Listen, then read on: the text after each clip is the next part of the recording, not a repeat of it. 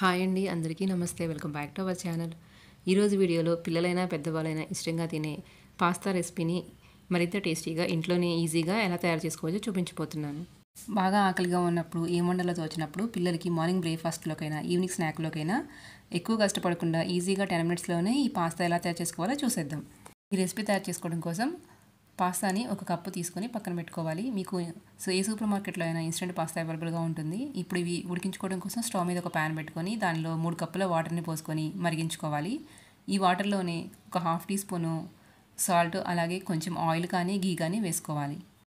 ఇలా వాటర్ బాగా బాయిల్ అయిన తర్వాత పాస్తాని వాటర్లో యాడ్ చేసుకోవాలి. మంటని మీడియం ఫ్లేమ్లో పెట్టుకొని పాస్తాని బాగా ఉడికించుకోవాలి.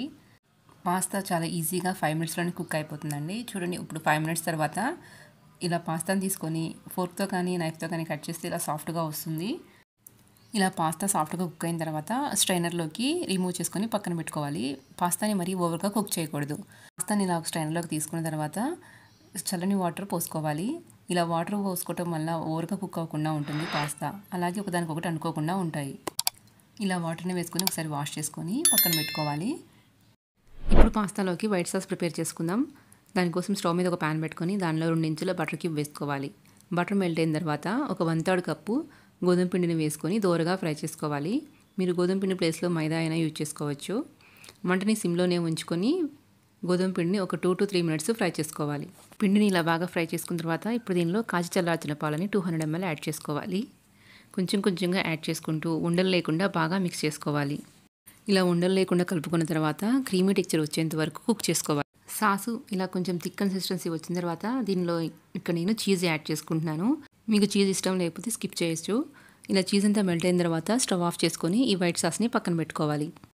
ఇప్పుడు పాస్తా ప్రిపేర్ చేసుకోవడం కోసం స్టవ్ మీద ఒక ప్యాన్ పెట్టుకొని దానిలో 1 ఇంచు బటర్ క్యూబు, అలాగే 1 టీ స్పూన్ ఆయిల్ కానీ లేదా ఘీ కానీ యాడ్ చేసుకోవాలి. బటర్ ఇలా మెల్ట్ అయిన తర్వాత ఇప్పుడు దీనిలో ఒక 1/2 కప్పు సన్నగా తరిగిన ఆనియన్స్ని యాడ్ చేసుకోవాలి. అలాగే ఒక 2 పచ్చిమిర్చిని కూడా సన్నగా కట్ చేసుకొని వేసుకోవాలి. ఆనియన్స్ని ఒక 2 మినిట్స్ ఫ్రై చేసుకోవాలి. ఆనియన్స్ ఇలా కొంచెం కలర్ చేంజ్ అయిన తర్వాత ఇప్పుడు దీనిలో 1 టీ స్పూను అల్లం వెల్లుల్లి పేస్ట్ని వేసుకొని పచ్చివాసన పోయేంత వరకు ఫ్రై చేసుకోవాలి.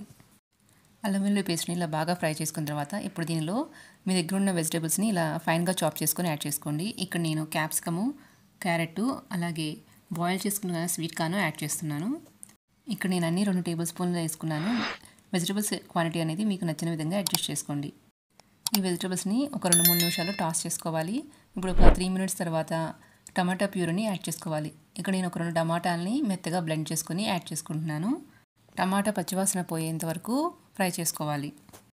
టమాటా ప్యూరీ బాగా కుక్ అయిన తర్వాత ఇప్పుడు దీనిలో 1 టీ స్పూను పాస్తా సీజనింగు, అలాగే ఒక half teaspoon black pepper powder, అలాగే 1 teaspoon tomato ketchup, 1 teaspoon Schezwan sauce వేసుకొని టేస్ట్ సరిపడినంత సాల్ట్ కూడా యాడ్ చేసుకోవాలి. అంటే ఒకసారి బాగా మిక్స్ చేసుకోవాలి. మీ దగ్గర పాస్తా సీజనింగ్ లేకపోతే చిల్లీ ఫ్లేక్స్, అలాగే కొంచెం పెప్పర్ పౌడర్ ఎక్కువ యాడ్ చేసుకుంటే సరిపోతుంది. ఇలా వీటన్నిటిని ఫ్రై చేసుకున్న తర్వాత ఇప్పుడు దీనిలో మనము ఉడికించి పెట్టుకున్న పాస్తాని యాడ్ చేసుకోవాలి. ఇప్పుడు పాస్తాని వెజిటబుల్స్లో ఒకసారి బాగా కలిసేలాగా మిక్స్ చేసుకోవాలి.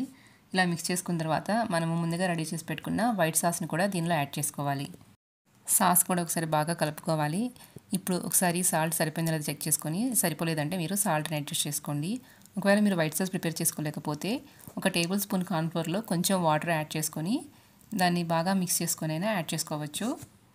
ఇలా పాస్తా అండ్ సాస్ వేసుకున్న తర్వాత ఒక 2 to 3 మినిట్స్ కుక్ చేసుకొని స్టవ్ ఆఫ్ చేసుకొని వేడివేడిగా సర్వ్ చేసుకోవటమేనండి. చూసారు కదండి, ఎంతో ఈజీగా టేస్టీ క్రీమీ పాస్తా రెడీ అయిపోయింది. ఒకసారి మీరు కూడా తప్పకుండా ట్రై చేసి ఎలా వచ్చిందో కామెంట్ సెక్షన్లో కామెంట్ చేయండి. అలాగే మీకు నా వీడియోస్ నచ్చినట్టయితే ఇలాంటి మరిన్ని రెసిపీ అప్డేట్స్ నోటిఫికేషన్ మీకు రావాలంటే మన ఛానల్ని సబ్స్క్రైబ్ చేసుకోండి. అలాగే మీ ఫ్రెండ్స్తో కూడా షేర్ చేయండి. Thank you for watching.